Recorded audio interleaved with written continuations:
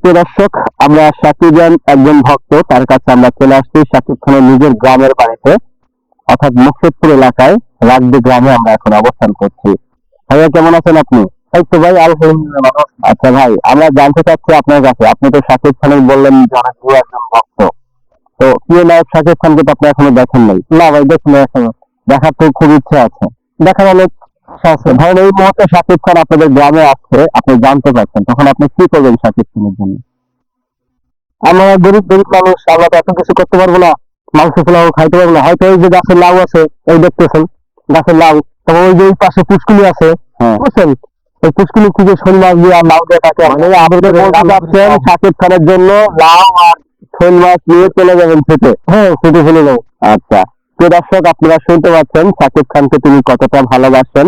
আসলে তিনি গ্রামের একজন সহজ সরল ব্যক্তি, যে ব্যক্তিটি সাকিবিয়ানকে, অর্থাৎ সাকিবিয়ান যারা আছেন তাদের মধ্যে ইনিও একজন, কারণ তিনি হয়তো কোনো ভিডিও তৈরি করেন না, তো সেই ক্ষেত্রে কিন্তু তিনি শাকিব খানকে অত্যন্ত ভালোবাসেন।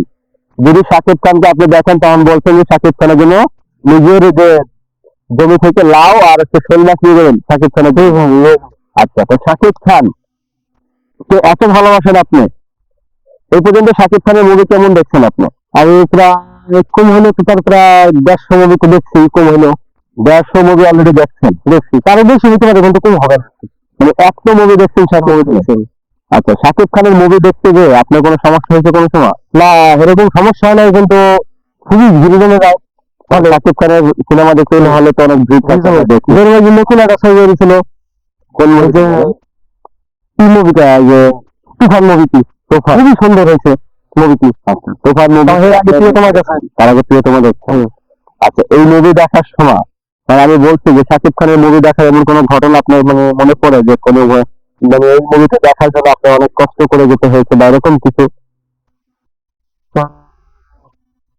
না, এরকম কষ্ট করে যাইতে হয় না, কিন্তু একবার দেখালাম যে আমাদের আমরা যে পালের মুরগি ছিল, সেই পালের মুরগির যে ডিম ছিল, ওই ডিম বিক্রি করে আমি সিনেমা হলে গেছিলাম। আরে মুরগির ডিম বিক্রি করে আমি সিনেমা দেখতে গেছিলাম। আপনার মা জানতো এগুলা? প্রথম জানতো না, কিন্তু পরবর্তীতে আমি জানাইছি আর কি, পরে জানাইছে।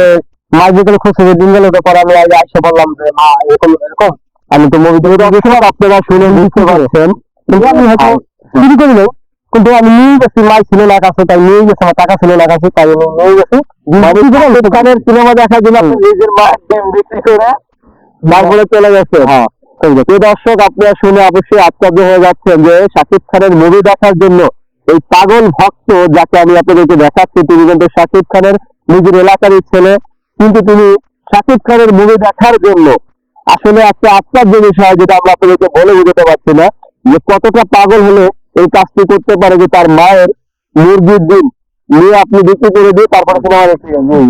আচ্ছা, তারপরে মাকে এসে বলছেন যে আমি মুরগির ডিম বিক্রি করেছি। তো দর্শক, আপনারা শুনে বুঝতে পারছেন যে আসলে শাকিবিয়ান যারা আছেন, শাকিব খানের অনেক অনেক ভক্ত আছেন, যারা শাকিব খানের মুভি দেখার জন্য পাগলের মতো ছুটে যান।